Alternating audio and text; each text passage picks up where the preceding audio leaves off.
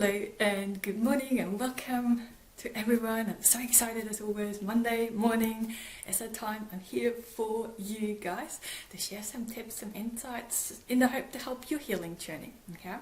Today I have one single question and you might not like that question, but this is the question that really I feel was most important in helping me get out of this survival mode, spinning and feeling stuck, and getting into feeling like I'm thriving. And I know this is what most of you want. This is why you're here. This is why you're watching those kind of videos, because you so want to get out of that survival and into thriving. So, are you ready for that one question?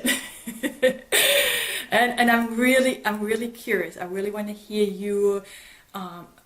What comes up for you when you hear the question and what do you do with it? So the question is, what intention did you set yourself for the week? Okay. Did you have an intention last week for yourself? Or did you have one the week before? Or do you have an intention for this week coming up? And let me explain that, because I really want to tell you how I use this to help myself, and a few things to watch out for too, because it's not quite as simple as I would have liked it to be. But when we're talking about intention, I don't mean just on how I show up as a person or how I deal with certain things or who I want to be as a friend. It's perhaps more detailed, because often I hear from my clients or from people who contact me that they feel really lonely and they feel isolated. So they say, oh, okay, so let's have an intention. I want to be more social, which is great, but it's not detailed enough. Okay, we want to be very detailed with our intention. So we know who we are going to contact, for example, in this incident. So we're going to, so it's most likely we're going to have the outcome that we want. So when we're having an intention, is that what kind of experience do you want to have with that person? Are you want to be more social because you want to have some more fun? Or is it because you want to be exploring a new hobby with someone? Maybe you both want to learn how to play the guitar or learn how to go surfing or quilting or something. Or is it because you want to troubleshoot something with someone, get some ideas, or just support someone that you really care about because you know they go through a difficult time, or perhaps you need some support there. But we want to be very specific and detailed with the intention there, so we know we're going to reach out to the right person and we're going to make this happen. Because sometimes we set intention and it's not always going to happen, okay? And that's okay too. But another example is, last week was a really busy week for me. So sometimes we feel a bit drained. Okay, especially if you're still stuck in the survival mode, you probably feel a lot of that sense, I'm so drained, so exhausted, so depleted, okay? And we can do that sometimes, even trying to work too hard on our healing. We can do that too, okay? And sometimes when we know, okay, this has happened last week, so this week my intention is to actually create experiences, create activities, or do things and practices that help me to restore some of that energy, so I can recharge my body, to feel more vibrant again, okay? And that might be more important for us women than men. I think men, they have a different kind of cycle than us women, because for us it's that monthly cycle that comes with fluctuations of our energy naturally, so we want to be mindful of that as well, so we don't kind of push things in the wrong way there. So it's really key that we are intentional about them, okay? And that being okay that it doesn't always that we don't always reach the desired outcome, and that be okay too. But I am only picking one intention usually. It's rarely that I have another one to really help me to be successful.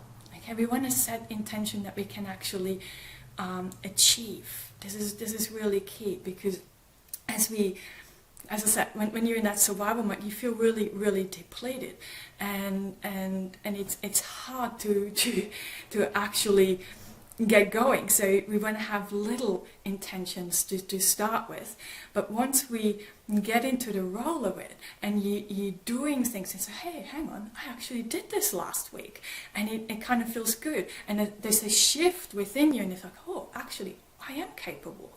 I have a sense of agency.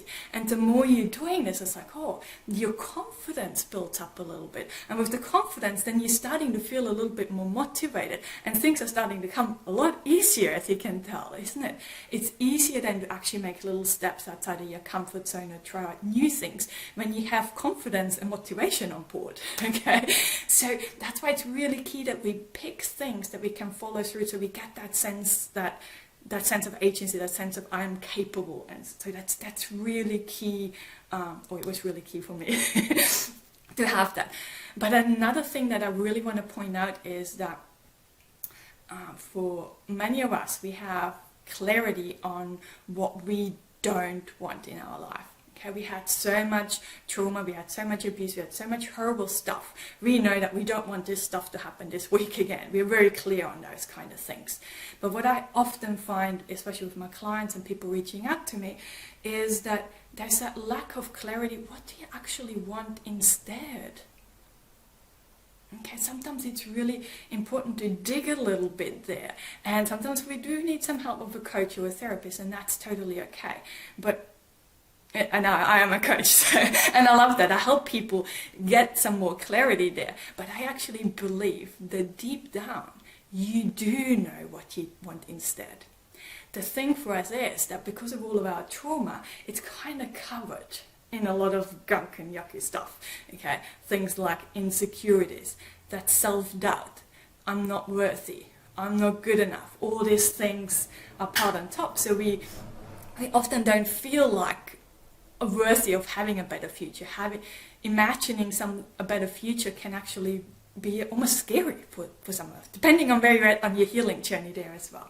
So I just really wanted to point that out too, that perhaps it's a good thing to spend a little bit of time thinking, what do I actually want instead?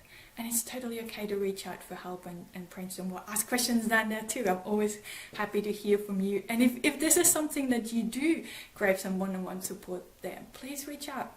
Okay, I'm happy there should be a link somewhere here to my calendar, and you can book in a free discovery call and we can have a chat what that would look like if we work together on this to see if we're actually the right fit, if I actually can help you there as well. So, but I think, really getting intentional, having the clarity about what you want instead, and getting really intentional about creating those experiences to help you get this little bit of a momentum there, and that sense I'm making progress, so you can starting to feel more confident within yourself, and the motivation kicks in then too. I think that was the key for me to get out of this kind of survival stuckness into feeling like I'm thriving.